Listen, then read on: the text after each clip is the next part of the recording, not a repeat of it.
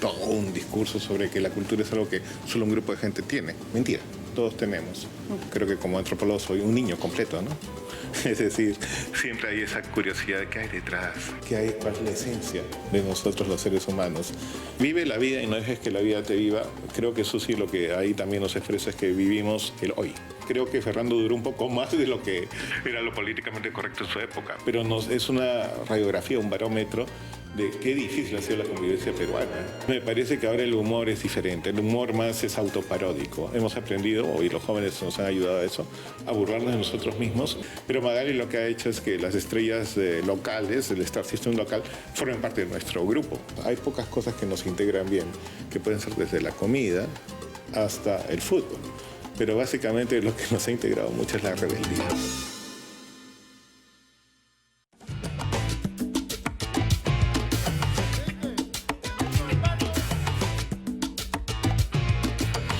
Gracias por estar aquí.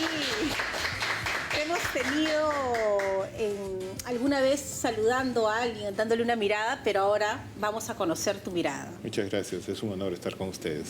Alex, esto de la antropología, ¿qué cosa es? ¿Qué se podría decir de esta materia en esta vida tan rápida que tenemos ahora? ¿Qué es la antropología? La antropología estudia la cultura humana, es decir, nosotros los seres humanos nos diferenciamos de otros animales porque somos animales en que creamos cultura.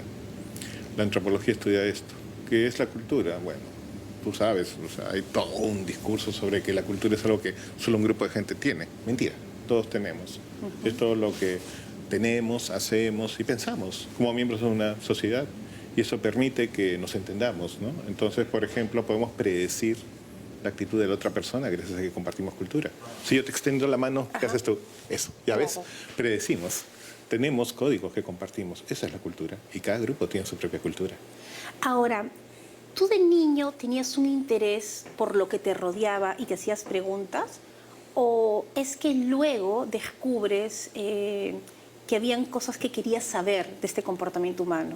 Bueno, sobre la antropología hay que decir que de niño tenía muchas preguntas y cuando entré a antropología era casi un niño. Creo que como antropólogo soy un niño completo, ¿no? Es decir, siempre hay esa curiosidad de qué hay detrás, cuál es la esencia de nosotros los seres humanos. Tal vez no la encontremos porque hay muchos aspectos, pero esa idea que yo tenía de descubrir qué hay. ¿Por qué hacemos lo que hacemos? ¿Por qué nos comportamos como nos comportamos? ¿Qué es lo que nos gusta? ¿Qué nos da miedo? ¿Qué nos da risa? ¿En qué creemos? ¿Y por qué? ¿Por qué tenías esta curiosidad? ¿Por qué te llamaba la atención? Mira, todos los niños tienen curiosidad, lo que pasa es que la perdemos en algún momento. No nos dejan. Creo que a veces la educación nos reprime eso, pero te voy a explicar. Hay una cosa que todo niño tiene, que para responder algo crea historias. Y los seres humanos somos los únicos seres que creemos historias. Y no solo las creamos, las creemos. Entonces creo que siempre me gustó eso de las historias. Y buscar por qué creamos historias y por qué las creemos. Y entre la antropología y la filosofía, ¿en qué se asemejan y en qué se diferencian para ti a la edad que tienes? La filosofía es el atletismo de las humanidades, es decir, está en la base de todo, porque no son las respuestas, sino las preguntas que uno se hace acerca de las esencias si es que las encuentra. Desde el origen, ¿no? Tales de Mileto se preguntó cuál es la esencia de todo. Nietzsche decía que era una pésima respuesta la que dijo Tales, que era el agua, pero dijo que la pregunta era excelente, y a partir de ahí siempre hemos estado buscando esencias. La antropología más bien intenta ver el punto de vista de los actores sociales. Entonces, si tú me dices que crees en el tótem jaguar, yo te creo. E intento ver por qué es eso que hay detrás de ello. No intento cuestionar si es verdad o no. Lo que intento es tu verdad. Y el haber elegido la Universidad Católica y haber conocido a tantas personas en estos primeros momentos de tu vida, ¿qué te dio? No, la PUC es mi hogar, ¿no? O sea, la Católica es mi hogar, es donde me formé, ¿no? Y donde aprendí que el conocimiento solamente es una herramienta para ponerlo al servicio de los demás y reconocer que no somos necesariamente ni mejores ni peores, pero la PUC me dio libertad de pensar y conocer un universo nuevo y sobre todo la gente. Yo creo que la universidad está hecha por sus personas, ¿no? ¿Y qué tanto incide el contexto de afuera a la universidad? En los años 80 vivíamos una época histórica, en los 90 otra y en los 2000 y así. ¿Tú has sentido que eso ha impreso en los estudiantes, en las familias, en la universidad, todos estos acontecimientos? Bueno, claro, porque, o sea, los 80 yo lo conocí como estudiante, donde vivíamos una circunstancia de violencia política fortísima. ¿Y ahí qué te preguntabas antropológicamente? ¿Por qué? ¿Por qué? ¿Por qué? ¿Por qué tanta violencia? O sea, sufrimos la violencia, algunos de nuestros compañeros fallecieron, entonces un profesor mío, que era sacerdote, el padre Marcel, me dijo, no tienes que rendirte, tienes que preguntarte por qué ocurren estas cosas en el Perú, para poder así plantear soluciones, ¿no? ¿Por qué? Entonces creo que hay una pregunta, ¿por qué? ¿No? ¿Por qué ocurren las cosas? ¿Y tienes respuesta ahora? O sea, nosotros somos un país complejo, somos fruto de toda una herencia colonial donde ha habido clases bastante distanciadas, donde la capital se mudó de Cusco a Lima, donde las calles están llenas de murallas, ¿no? Te has dado cuenta que están enrejadas, donde tenemos miedo a la otra persona, donde no hemos logrado, digamos, aglutinar una nación. Somos un pequeño continente con varios grupos, entonces no hemos logrado acuerdos. Y bueno, eso pasa, ¿no? ¿Qué tan desierto con todo lo que tú has visto y estudiado hay en esto de la peruanidad, ¿no? Porque algunos dicen que llega España, que pudo haber sido otro país porque era el contexto histórico, a estas tierras y luego cuando no se sentían ni tan de un lado ni tan del otro, nace esta peruanidad, una cosa distinta. ¿Es así? Y si es así, ¿qué significa la peruanidad? Bueno, la peruanidad es una cuestión que no se puede definir de un solo momento porque son varios grupos, ¿no? Tienes que pensar, una cosa es la peruanidad en el sector rural y otra la peruanidad en el sector urbano, o en todo caso en diferentes momentos, ¿no? Lo que yo creo es que nos une más bien sentirnos parte de un Estado, pero la relación con el Estado siempre va a ser conflictiva. Entonces ahí va la cosa. Hay pocas cosas que nos integran bien, que pueden ser desde la comida hasta el fútbol.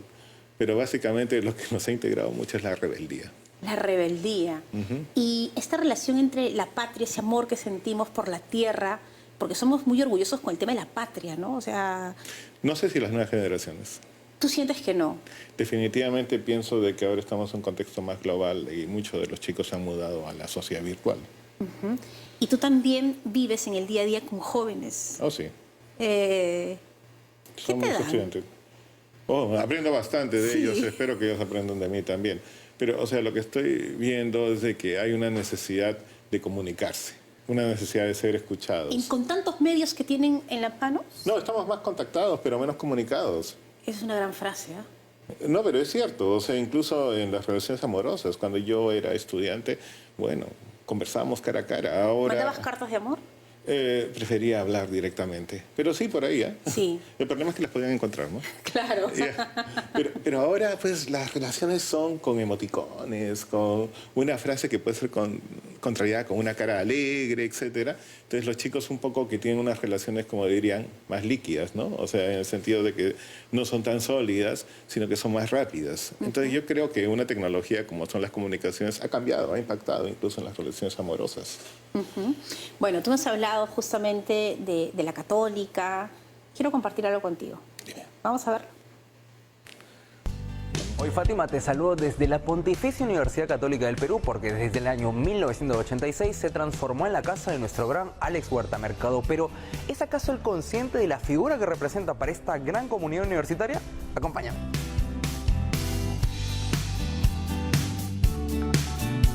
¿Qué es lo que más valoras de tu amistad con Alex? Lo que valoro mucho es su transparencia, su honestidad, su preocupación por el bienestar primero de la persona y su sentido del humor, ¿no? En momentos difíciles él siempre pone la cuota de humor para un poco sobrellevar todos los temas de trabajo del día a día.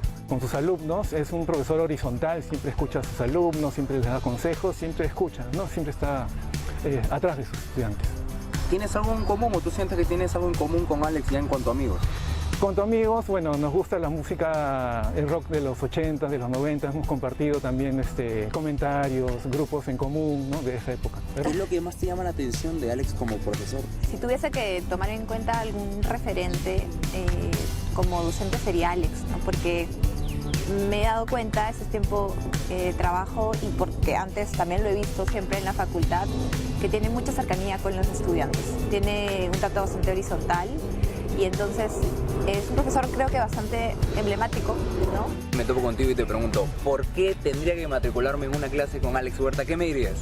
Yo creo que la primera respuesta sería lo inusual, lo interactivo y lo divertido. Tú encuentras un mundo donde Alex siempre intenta incluir a todos los estudiantes, integrarlos mediante dinámicas, sabiendo qué es lo que te interesa. ¿Qué representa Alex Huerta Mercado para la comunidad de la Católica? Transmite mucho el sentimiento de pertenencia a esta bonita facultad y justo ahí me comentaban los administrativos que un mensaje que él dio es: me gustó tanto letras que me quedé. Y creo que Alex en verdad quiere ver a esta facultad mejor y sobre todo ese sentimiento de crecer como persona, que es lo que transmite esta facultad. ¿Cómo es llevar a cabo una reunión con Alex? Es muy divertido. A veces tenemos reuniones estresantes porque no todo lo que se ve es maravilloso. Entonces estamos cabezones, estresados y de pronto nos cuenta un chiste. Ya, les voy a contar un chiste. Y tenemos chistes de pollitos. ¿Cómo describirías la conexión que tienes tú con Alex? Yo lo quiero mucho. Siento que además, es mi colega ahora, mi jefe, pero que siempre me ve a mí primero como persona y se preocupa un montón por mí, por cómo estoy, por las cosas que quiero hacer. Este gran docente y amigo nos está viendo en estos momentos. Natalia, ¿qué le dirías? Que te quiero mucho, Alex, tú ya lo sabes, te lo digo a cada rato, pero una vez más así con los testigos que están en la televisión. Muchas gracias por el tiempo compartido. Valoro, Alex, mucho tu amistad y espero que sigas con nosotros por mucho tiempo más.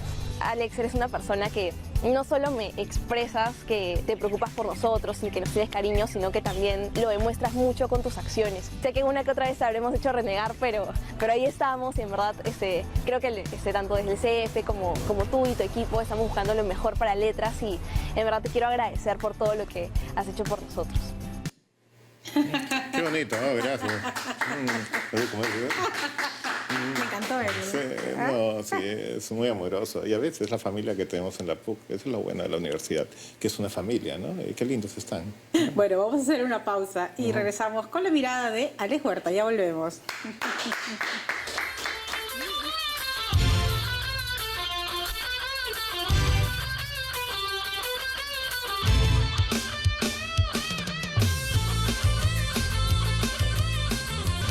Estamos de regreso con la mirada de Alex Huerta, hablando un poco de lo que somos.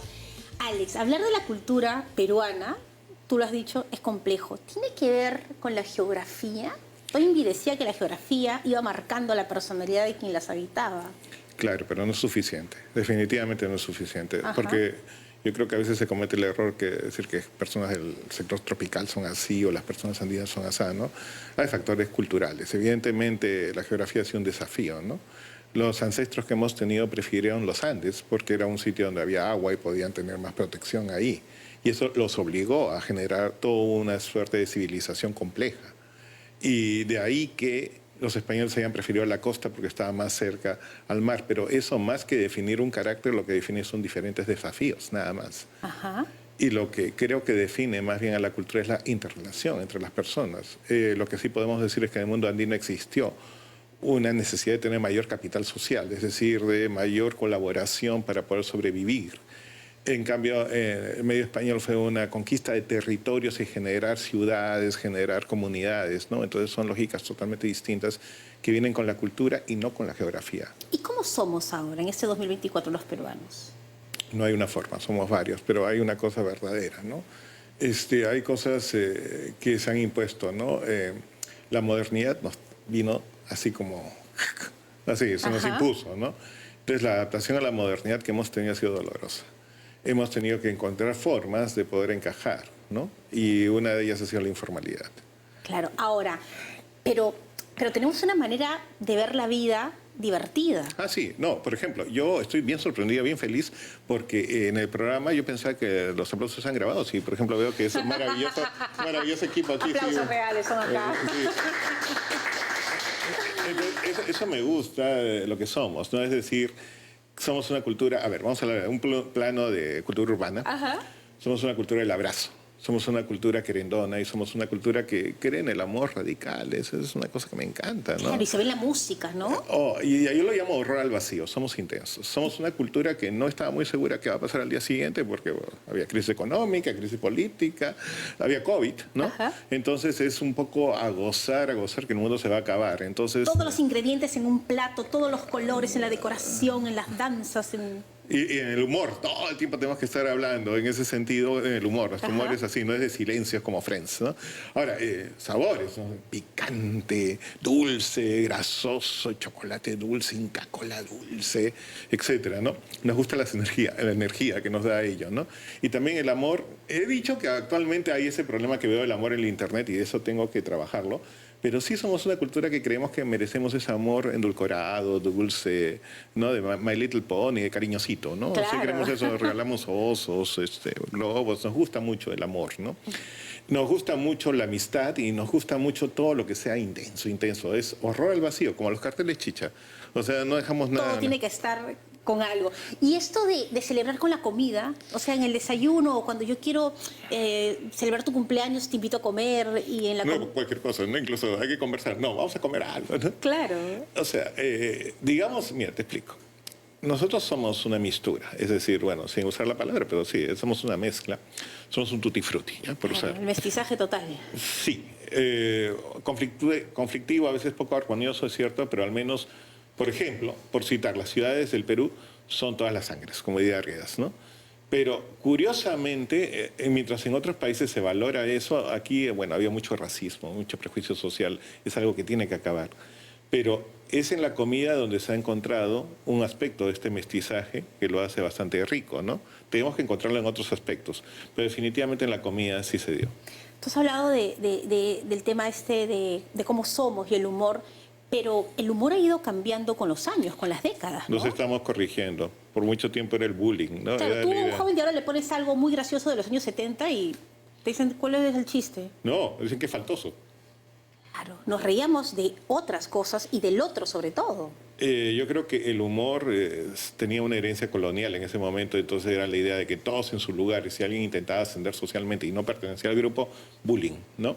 Entonces me parece que ahora el humor es diferente, el humor más es autoparódico. Hemos aprendido, y los jóvenes nos han ayudado a eso, a burlarnos de nosotros mismos, de mis propias faltas existenciales, de mis propias angustias, de mi estrés, de mi depresión, incluso, ¿no? Lo que yo estoy viendo ahora, lo que gusta, a través de lo que veo en los youtubers, en los stand-up comedians, en todo eso, ¿no? Claro, influencia de Estados Unidos. Pero ahora los jóvenes crean su propio humor a través de los memes, entonces cada grupo crea su meme a partir de lo que le gusta a ese grupo. Ya se ha particularizado el humor, entonces hay cosas que van a dar risa solamente al grupo determinado y eso une. Escucha, eso me pasa. O sea, mi hijo de 14 años me enseñó un meme y me dice, no, ¿sabes qué gracioso? Y yo lo veo y no me parece, pero para nada gracioso. Y él está en el suelo de la risa. Pero eso es interesante, quiere decir que ahora el humor se ha apropiado de los grupos. Y te digo, se ha vuelto más existencial, más psicológico, más... Yo creo que eso ha ayudado mucho, porque muchos teníamos sufrimientos, depresiones, ansiedades, y ahora ver que alguien en el stand-up o en el internet se burla de eso mismo en sí mismo, hace que uno se sienta un poco más acompañado y crea comunidad, ¿no? Eso es interesante. ¿Y este nuevo humor ha ayudado a aceptarnos, a decir, bueno, sí, esto es lo que soy? ¿O todavía estamos en ese camino de autoestima avanzando? Yo te diré que antes el humor tipo risas y salsa o trampolín a la fama era burlarse de lo fallado que éramos los peruanos en comparación a otros grupos como los europeos que eran idealizados en la colonia. Entonces que somos impuntuales, que somos feos, que somos borrachos, etcétera, ¿no? Y era un poco, yo diría, un poco, no sé, faltoso y generaba también un racismo fuerte porque naturalizaba. En cambio el de ahora, que no sé si totalmente sigue siendo agresivo, pero yo creo que sí hay un elemento de autodescubrimiento, porque el humor hace eso, el humor desnuda, el humor evidencia, el humor pone en HD una serie de cosas que tenemos de miedo, ¿no? Y eso se hizo Chaplin con El Gran Dictador, lo hizo Cervantes con El Quijote sobre las novelas de caballería. Entonces se hace, o sea, me estoy riendo de mi propia condición, pero miren, no es tan grave, puedo reírme. Y si tú te ríes de algo, le has perdido miedo, y eso es bueno. Claro, bueno, déjame compartir otra mirada contigo. Vamos a verla. ¿Ok? Yo conocí a Alex porque lo vi en el documental Identidad, hablando sobre cosas que me parecieron muy interesantes, y luego lo invité a mi podcast para hablar sobre el humor con su libro El Chongo Peruano, y tuve que llevarle una webcam a su casa porque él no tenía webcam en ese momento, era el comienzo de la pandemia, y se la entregué así por la puerta y él la recibió como si fuese Segismundo sacando su mano solo por el borde de la puerta, y igual enfocó muy mal la entrevista porque solo se le veía la mitad de la cara, pero ahora aparece en todos los podcasts y en todos los medios, ha vuelto muy famoso, y así como en el libro del Chongo Peruano que él escribió hablaba sobre Trampolín a la Fama y Ferrando, yo puedo decir que para el universo de YouTube Perú, a Alex Huerta yo lo descubrí. Yo soy el descubridor de ese talento para estos medios digitales, ¿no? Así que gracias, Alex, también por todas las cosas que has hecho por mí, todo lo que me has ayudado, por presentar mi libro conmigo. Te mando un gran abrazo y nada, que todo siga yendo increíble. Jaime Ferraro es un genio, ¿no? Él, por ejemplo, representa este tipo de nuevo humor, ¿no? Que es más... Él, claro, genera un personaje, ¿no? Y se burla un poco de ese mismo personaje. Pero es la idea. Gracias a él podemos ver las distinciones de clase social de una manera lúdica y se puede entender mejor, ¿no? Rápidamente. Y claro, hablando de eso, las clases sociales que nos presentaba y presenta siempre en sus presentaciones, el tema de Ferrando... Era una posibilidad también de ser visto, ¿no? O sea, Augusto Ferrando duró siendo lo mismo durante muchos años y lo veíamos y la gente quería ir y estar cerca de él y entrar a su timing, a su manera de decir las cosas. Claro, hacían cola, yo hice cola varias veces para hacer una investigación toda la noche, ¿no?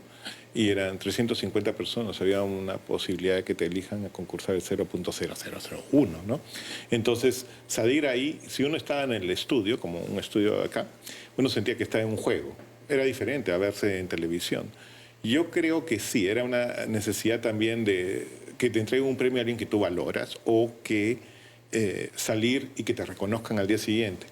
Yo creo que eso tiene que ver con este anonimato en que estamos condenados en la modernidad. Hemos perdido la experiencia religiosa que había tanto en la Edad Media, que era esa idea de poder trascender. Ahora sí nos gustaría salir en un podcast, salir en YouTube o tener un like. ¿Por qué? Porque eso nos quita ese anonimato tremendo que tenemos de ser números para la sociedad, engranajes. ¿Y Ferrando por qué funcionaba así? ¿Por su autenticidad? ¿Porque era un espacio? Porque, por ejemplo, los cómicos del Perú, todos, han pasado por ahí sí. y tú los ves y era pues de un disfrute de Ferrando, del invitado, de la gente. Era una coyuntura que duró más de lo que debió haber durado, porque por un lado era una universidad donde enseñaban a los chicos migrantes cómo comportarse en la ciudad, ¿no? La viveza criolla, esta identidad criolla. Pero por otro lado también representaba la tensión que había con los nuevos agentes sociales, los migrantes, entonces era un poco la burla hacia ellos. Eran esas dos cosas al mismo tiempo. ¿Y por qué han quedado esas frases en nuestro imaginario? Hasta ahorita dices, una cocina surge. Una cocina surge, el que me traiga, no sé, pues un lenguado con 2 cabezas y no sé qué, y nos ha quedado todavía. Nos ha quedado un poco la idea del populismo, esta idea de que nos regalan a cambio de algo, ¿no? Que es una tradición. Yo creo que el hecho que la veamos como broma ahora en los memes quiere decir que estamos superando esa etapa de ese paternalismo, ese tipo hacendado, de, ya te doy esto si tú me traes lo otro, ¿no? Ajá. Tengo que decir una cosa. Surge era cocinas a querosene, ¿no? En los últimos tiempos de Ferrando, él cambió por cocinas Coldex, porque ella se modernizó, porque, bueno, pero no se modernizaba, pero él un poco los productos sí. Y él inventó el logo, digamos que para publicidad decía, cocinas Coldex, te duran hasta que te la roban. Claro, y todos jaja, nos reíamos porque... Porque el fondo hablaba de una coyuntura, ¿no? Claro. O sea, realmente una coyuntura de seguridad. Entonces era interesante cómo también se burlaba de una situación y la hacía un poco más llevable, digamos. No, y además tenía los arquetipos, ¿no? Tenía a la gringa, tenía a Violeta, tenía a Tribilín, ¿no? O sea, tenía sus personajes que la gente se iba identificando. Yo soy como ella, yo pienso así, te puedo decir tal cosa. Bueno, habían elementos de poder, pero creo que también había un homenaje al mestizaje, ¿no? Porque los que eran considerados, aunque claro, el mestizaje siempre ocurre en todos nosotros, felizmente somos una especie mestiza, los humanos todos, pero tanto la gringa Inga como Tribilín eran vistos como los extremos y eran estereotipados como si fueran poco hábiles, etc. En cambio, los que eran percibidos como mestizos, como Carvajal o el mismo Ferrando, eran los vivos, ¿no? Entonces creo que había una arenga ahí al mestizaje, al criollismo, frente a otros grupos sociales. Todo el Perú metido ahí. Se fue armando y hay una glorificación a los mestizos, ¿no? Interesante, ¿no? Ahora, políticamente incorrecto. Imposible hoy en día. Y es más, creo que Ferrando duró un poco más de lo que era lo políticamente correcto en su época, pero es una radiografía, un barómetro de qué difícil ha sido la convivencia peruana. Bueno, hacemos una nueva pausa, regresamos con la mirada de Alex Huerta, ya volvemos.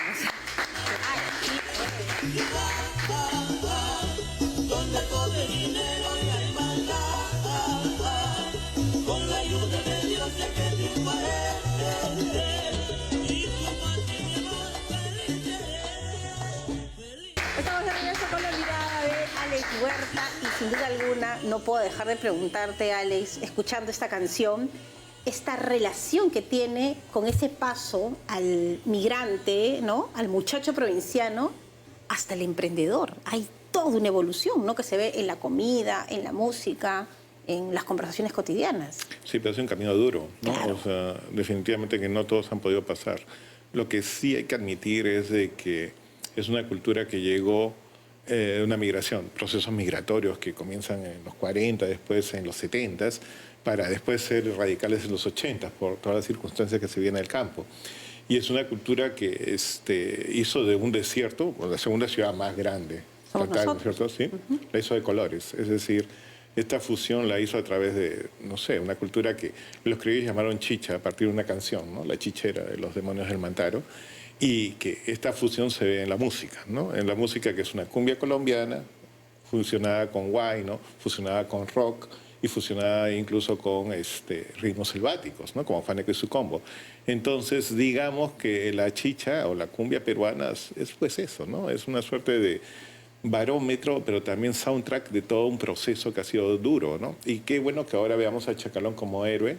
Fue incomprendido en su momento, pero se le reconoce porque ese muchacho provinciano que él canta ahora es el emprendedor o ahora es el papá del chico que está yendo a la universidad, ¿no? Entonces sí ha habido un camino duro, un camino que ha tenido que hacerse un poco sobrepasando algunas reglas que eran imposibles de seguir en la ciudad, ¿no? No se podía hacer formal totalmente. En una ciudad que te pedía abrir una empresa tenías que gastar plata, gastar dinero, ¿no? Entonces ha habido formas muy creativas, ¿no? Y muy duras. Entonces hay que admitir que sí, que nuestra base ahora se alza sobre estos emprendedores. ¿Y cómo es? Porque todo el mundo se sorprende de lo que pasa en el Perú, ¿no? O sea, dicen, si sube algo de precio, no importa, trabajo más, pero salimos adelante. O sea, ¿qué características tiene este peruano emprendedor que sorprende a todos?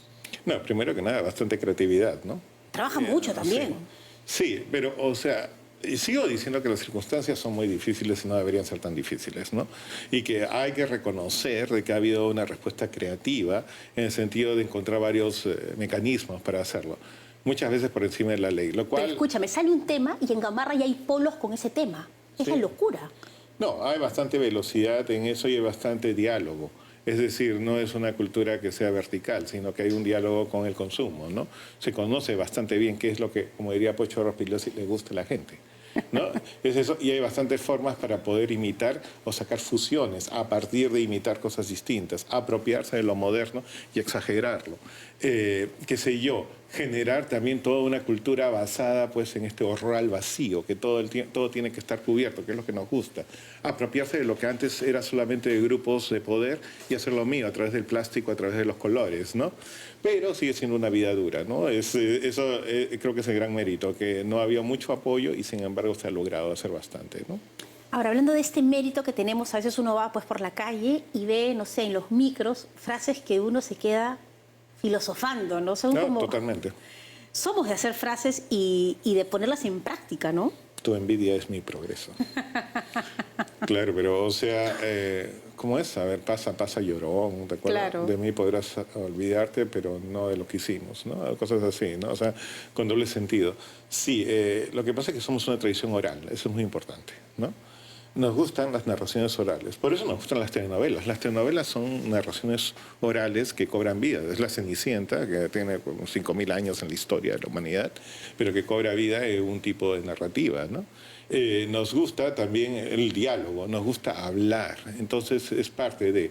Y las frases, estas frases cortas, y yo creo que son parte de esa tradición oral que hablan de nuestra filosofía, es decir, la envidia como progreso, ¿qué quiere decir? De que quien es envidiado está en la gloria y el otro es el malo, ¿no? Y también te dice que somos una sociedad donde hay bienes tan limitados que si alguien asciende un poco es envidiado. Es bastante fácil de envidiar. Claro, o Susy Díaz con sus famosas frases, ¿no? Vive la vida y no dejes que la vida te viva. Creo que Susy lo que ahí también nos expresa es que vivimos el hoy. Aquí no somos de cuidarnos las calorías, hay que la comida grasosa y dulce, sabrosa, porque es hoy, no sabemos si vamos a vivir mañana, ¿no? Yo creo que siempre la incertidumbre, el pensar que no hay mañana hace que una cultura sea muy intensa, ¿no? Y se lo digo a mis chicos, porque cuando estudian último minuto también, ¿no? Claro, Sí, eso es la clásica, ¿no? Es sí, parte de... Los vivazos. Y el tema del chisme, o sea, cuando tú ves por el centro de Lima estos balcones con sus celosías y recuerdas a las tapadas que estaban... ¿Eso, seguimos siendo chismosos? ¿Nos gusta saber qué está pasando con el otro? Y más. Más. Sí, o sea, el chisme existe porque si no, no podremos sobrevivir como especie.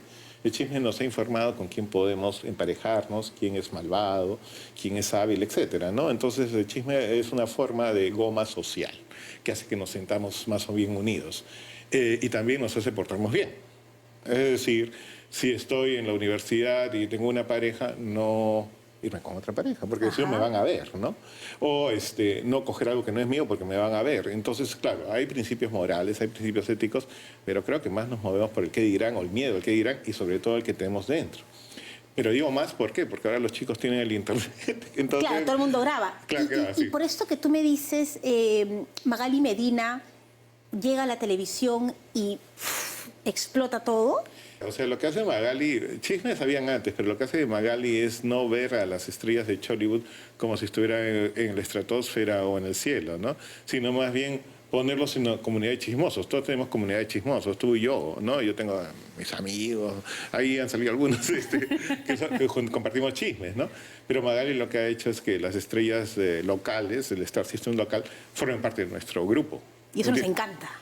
Bueno, hay un poco de envidia porque, como te decía, ellos tienen algo que la mayor parte de las personas no tienen, que es reconocimiento, son famosas. Entonces, supongo yo de que verlas caer en parte satisface un poco esa envidia que hay, porque tienen ellos reconocimiento y yo no, etcétera, ¿no? Eso pasa. Ahora, entonces, ¿y esta necesidad de los famosos filtros en las redes? O sea, yo me tomo una foto con un filtrazo y yo digo, y luego cuando te ven, no importa que se decepcionen de lo que eres. O sea, ¿por qué usamos ahora, en esos tiempos de modernidad, tanto filtro y tanto retoque para mostrar una cosa que cuando me encuentre contigo, obviamente, ni voy a ser yo así ni tú así?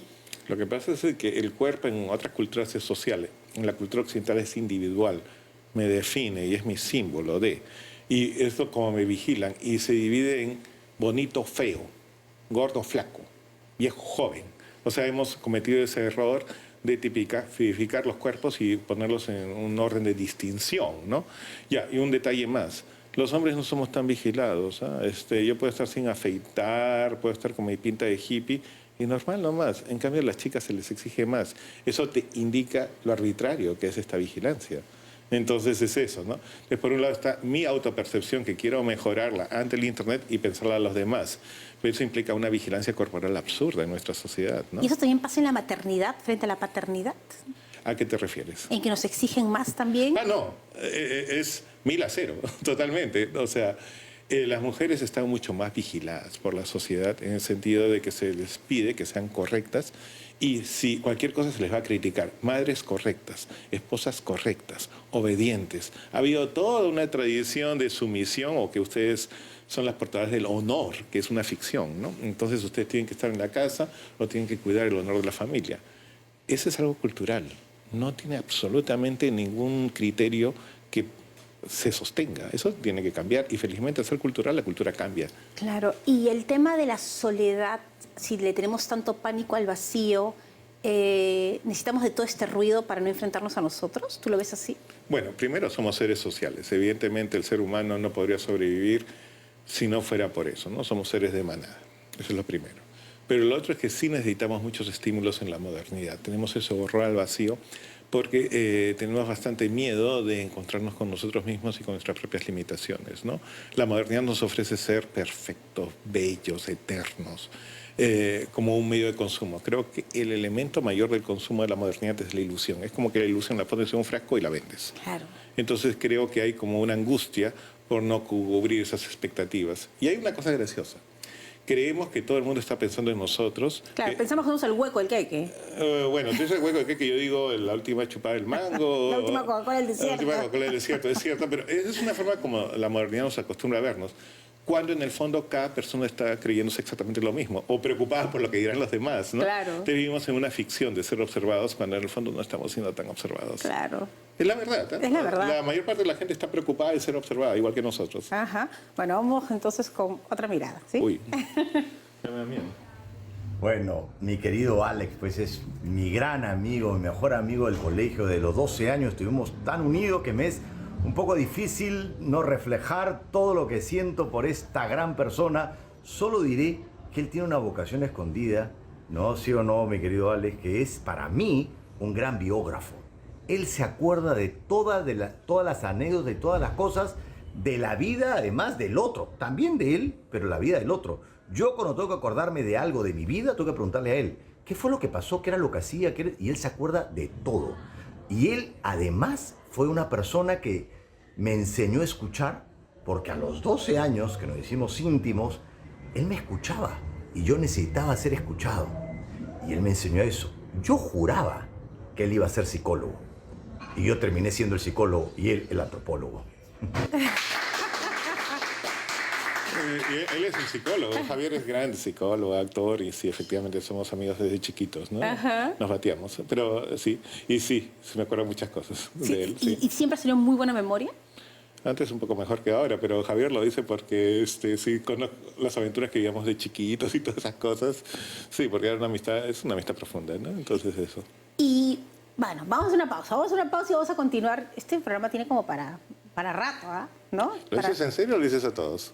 No, te lo estoy diciendo en serio, porque imagínate, recién yo he sentido que toco contigo el 10% de los temas que quiero preguntarte, pero bueno, tenemos que hacer la pausa, regresamos con la mirada de Alex Huerta, ya volvemos. Es que hay tantos...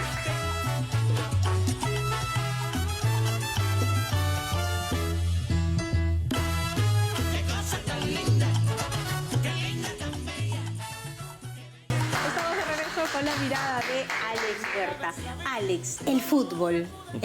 Ayer hemos, todos siempre estamos relacionados con los partidos, pero ¿qué es? ¿Por qué nos une tanto? ¿Por qué cantamos el himno? ¿Por qué nos ponemos el polo? ¿Por qué no hay discriminación? Todos nos abrazamos, celebramos un gol y nos emocionamos así. Bueno, o sea, universalmente, Desmond Morris, un etólogo, decía de que el fútbol nos recordaba mucho nuestra era de cazadores, en el sentido de que es un campo abierto, un objetivo y equipos, ¿no? Y por otro lado, esta idea de grupos tribales con banderas y tótems, ¿no? Por un lado, o sea, tiene eso, ¿no? Que nos une un poco a una tradición más antigua, pero en el Perú también es una tradición social, nos une. La dialéctica hubo alianza, ¿no? Grupos sociales, la U que en algún momento representaba a los universitarios de clase media, pasó en los 80 a representar más bien a los grupos migrantes que querían ser emprendedores y encontraban esto de la garra, mientras que Alianza representa una comunidad obrera, pero también el espíritu de la familia, el espíritu de la intimidad, el espíritu también un poco del sufrimiento, también que nos caracteriza mucho, ¿no? Por un lado. Y por otro lado, pues el hecho que hayamos hace 2 mundiales, entrado al mundial, era una ocasión en que podíamos unirnos a un ritual global, porque habíamos estado cerrados en el mundo de muchas cosas. Entonces, era una forma de sentirnos parte del mundo, por un lado, ¿no? Ahora, sigo pensando de que sigue siendo una cuestión muy masculina cuando las chicas nos han traído más glorias deportivas, pero ya te hablo un poco de la dominación masculina, y lamentablemente. Pero en el caso del fútbol, claro, hay bastantes vínculos, pero mientras nosotros tenemos ceremonias que nos unen, porque los rituales unen, como el desfile militar o el desfile escolar, Este nos permitió tener un ritual tipo la blanquirroja, es como no te voy a querer, o sea, glorioso, un ritual alegre que nos vinculaba con el Perú. Y sale Guerrero, sale Farfán, estos personajes que comenzábamos a amarlos por lo que estaban logrando. Y bueno, así como nos independizó un argentino que era San Martín y rendimos culto al jaguar, tuvimos un tigre argentino que nos llevó y que lo veíamos como un papá, pero un papá no malo, sino un papá buena gente, o sea, con cara de circunstancia, de póker, ¿no? Pero de todos modos cariñoso, con cuevas, que perdonaba, pero que exigía, ¿no? Entonces, eso, ¿no? Entonces creo que nos encontramos de buenas a primeras nuevamente en el mundo y por eso fuimos la barra más popular en Rusia. Y también nos encontramos con una figura paterna responsable, presente. Pero ahora es increíble los jóvenes y los memes respecto al fútbol y Gareca, ¿no? Y es como, gracias Gareca, siempre nos sigues queriendo, sigues trabajando por el Perú, cosas así, ¿no? Somos malvados porque el hombre está sufriendo, pero también tiene que ver con un revanchismo que tenemos que ya superar con Chile, ¿no? O sea, han pasado más de 100 años esa guerra, ¿no? Pero es eso, ¿no? O sea, también une frente al rival, lo cual a veces puede ser contraproducente, pero en fin, nada une más que un enemigo común. Ahora, Alex, esto de que ahora la gente paga una entrada para ir a un teatro y que se burlen de ellos y les pongan chapas, y que la chapa es algo que tiene desde que somos, creo, nación, está puesta en nuestra sociedad. ¿Por qué es? ¿Qué es la chapa? ¿Qué es habla, mi querido? Yo he tenido acá a Melcochita. ¿Ah, sí? ¿Cómo te puso? No sé quién me dijo. ¿Qué me dijo? Barbie de no sé dónde, de Caja de Aguas, creo. ¿No? Barbie de Caja. Pero, claro, él te está mirando y está viendo por dónde y te ríes, ¿no? Según el caramelo, como le dicen. ¿Qué es la chapa? O sea, bueno, primero que nada es un elemento de poder, ¿no? Porque quien te la pone quiere decir que te está bautizando, ¿no? Es una forma de poner un nombre para el grupo. En el caso de Melcochita es interesante porque él dice mi querido, cosa que le da tiempo para pensar, pero te está indicando ahí que no te está ofendiendo, sino mi querido, mi estimado, ¿no? Es una forma de integrar en ese sentido, ¿no? De decir, no te estoy ofendiendo, te estoy poniendo un nuevo nombre, ¿no? Que generalmente no funciona para otro sitio, pero en Perú funciona mucho la chapa porque es una forma también de bautizar grupalmente, ¿no? Lo malo es que en el campo escolar se ponen a partir de cuestiones físicas, de características, y es una forma de establecer poder y hacer que el grupo se ría frente a una víctima, ¿no? Ese es un problema que tenemos en Perú, ese tipo de bautizo. Y eso de ir ahora a un espectáculo y pagar una entrada y esperar que te miren para que se burlen de ti, ¿es parte de querer ser visibilizado? Formar parte del ritual, pero también yo creo que es como un espacio, un cuarto, donde te puedes sentir un poco libre de la cultura de la vigilancia y lo políticamente correcto que también nos invade, ¿no? Ahora, somos hipócritas porque a veces es como que afuera, bueno, eso está muy mal, y vas a tu casa o estás con tus amigos y hacen unos chistes y te mueres de la risa de cosas que... Y lo dices, ¿no? Bueno, esto no es políticamente correcto, pero esto es acá en nuestro círculo cercano. Es que lo que pasa es que todos estamos sometidos a una vigilancia. El chisme, pero también la vigilancia, ¿no? Entonces creo que nos hemos vuelto muy estrictos en eso y hay funadas y hay este tipo de vigilancias. Entonces lo que tú puedes notar es que a veces se vuelve muy agresivo y termina pareciéndose mucho a lo que se está combatiendo, ¿no? Entonces... No sé si somos hipócritas, pero en cuál de los dos lados. Lo que siento es de que hemos exagerado un poco la vigilancia o hemos comenzado a escuchar más para contestar que más que escuchar para comprender. Entonces, el Internet nos ha dado esa cuestión de estás conmigo, estás en contra mía, esto está bien o está mal. Sí, y también que A o B, ¿no? Claro. El Internet está cambiando un poco nuestra cultura y eso es preocupante. En Perú, sobre todo, porque el Internet es full, y bueno, con la pandemia más. Es todo. Nos hemos mudado al Internet. Estamos viviendo en una sociedad virtual, creo, ¿no? Sí, y nos hemos olvidado de conversar, de tomar un café, de mirarnos los ojos, de decirnos las cosas así cara a cara, ¿no? Eso es una Nos pena. ha vuelto un virus más del Internet. Sí, se ha vuelto un virus más. Pedro Suárez Vértiz. Sí, es muy querido. Hasta ahora la gente lo recuerda con mucho cariño porque ha sido parte de tu vida, pero también hay muchos jóvenes que lo están descubriendo, ¿no? Y tú ves cómo lo conversan en casa. ¿Qué pasó con Pedro Suárez Vértiz y nuestra manera de ser jóvenes y por qué lo recordamos así? Bueno, mi recuerdo de Pedro es personal por el asunto del colegio, ¿no? Y creo yo que él era un agente del caos y eso me encantaba de él. Es decir, le gustaba salirse bastante de la norma. La única persona que yo he visto que se comía las uñas de los pies en el salón o que era capaz de levantar toda la pierna para decir presente, ¿no? O inventar canciones, ponernos apodos, romperla. las estructuras, ¿no? Entonces, ¿y tú qué sentías cuando hacían una de estas cosas? No, era lindo. Porque, o sea, sí, yo creo que es ese asunto que, a ver, te voy a ser bien franco, yo creo que si tú ves cómo vestimos en la calle, etcétera, estamos muy estructurados, seguimos mucho normas. O en todo caso nos dejamos llevar. En cambio, Pedro era un transgresor, ¿no? Un transgresor bueno. O sea, con sus cosas, ¿no? Pero me refiero a que cuando hablaba, él podía hablar de frente cómo se sentía, ¿no? ¿Entiendes? Hacía cosas agresivas o decía, me siento deprimido. O sea, y lo contaba de frente cuando en esos momentos no era tan común, ¿no? Y cuando sus canciones salían, en el momento en que salían, también era toda una liberación, porque las letras contaban las vivencias y lo que sentían los jóvenes de ese momento. Lo curioso es que él era un chico tranquilo, ¿no? Entonces él tenía la sensibilidad fuerte de poder captar la sociedad sin necesidad de haber vivido esas cosas, ¿no? Pero iba con todo, ¿no? Entonces, lo que pasa es de que tal vez lo que él representa... Los papás se horrorizaban, ¿no? Con algunas letras, con algunas letras. Curiosamente ahora son los papás los que lo recuerdan, ¿no? Sí. En esta generación. Lo que pasa es de que tal vez él representaba ese personaje que transgrede las cosas y que nos hace ver cosas que no veíamos porque estamos muy en esta cultura del control, de la vigilancia, ¿no? Entonces él podía hablar de su, no sé, de sus sentimientos y de sus deseos. Claro. Y de épocas más tabús que las que son ahora, ¿no? Y las hablaba con todo, ¿no? O sea, no sé si ahora tendría la aceptación que tuvo antes, porque en esos momentos estaba viviendo, eran los 80, 85, 86, y recién vivíamos nuestra revolución hippie. Habíamos estado en gobierno militar todo ese tiempo, ¿no? Entonces, Pedro representaba un poco la revolución hippie de poder hablar un poco de los deseos, ¿no? Entonces, yo creo que eso sorprendió bastante, porque éramos una sociedad muy conservadora, ¿no? Pero en la discoteca está uno cantando Mi auto era una rana. Claro, o sea, lo interesante era eso, que se atrevía, yo creo que, como decían los griegos, ¿no? La fortuna favorece a los valientes, ¿no? Y Pedro fue bastante valiente en soltarse bastante y hablar de estas cosas y ser un, como te digo, transgresor amoroso, no un transgresor agresivo, ¿no? Claro, bueno, vamos con otra mirada para ti, ¿sí? Okay. Era 1986 y en mi casa éramos mi hermano, mi madre, María Fe, mi hermana menor y quienes hablan, Patricio Solevertis. Cuando de pronto tocaba la puerta un niño, amigo de mi hermano, de la misma promoción, el cual prácticamente parecía otro planeta, pero no en el sentido burla, sino otro planeta porque realmente era una persona excepcional. Su nombre, Alex Huerta Mercado Trillo. Dejarlo entrar a la casa fue entrar en una luz, la cual nos iluminó a todos, tanto a mi hermano y a mí, porque era prácticamente una enciclopedia andando, y un hombre pensante, un ser humano con el cual podías debatir, se podía conversar cualquier tema, cosa que Pedro y yo estábamos prácticamente en una fiesta de conocimientos. Alex Huerta, te debemos mucho a ti, mi familia, mi madre te quiere, mi hermana también, y mi hermano que está en el cielo, sé que se acuerda todos los días de ti. Y saludos a ti, Alex Huerta, Mercado Trillo, y a tu osito Rigoberto. Un beso.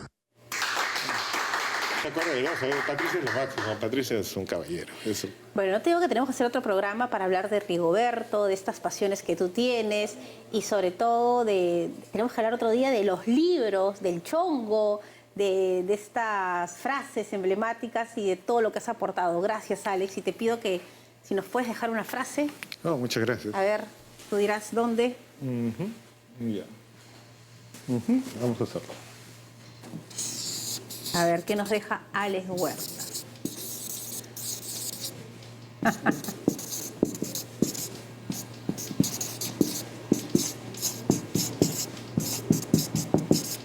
Ama y haz lo que quieras.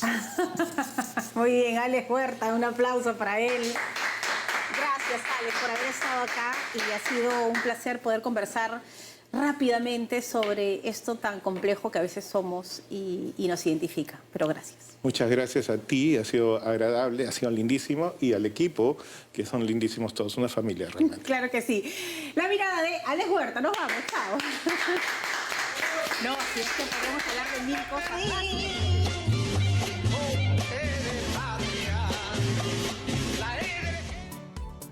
Suscríbete a nuestro canal y no te pierdas ninguna de las historias de Miradas. Aquí en TV Perú nos une. Yo me llamo Perú, pues mi raza peruana, con la sangre y el alma, en todos los colores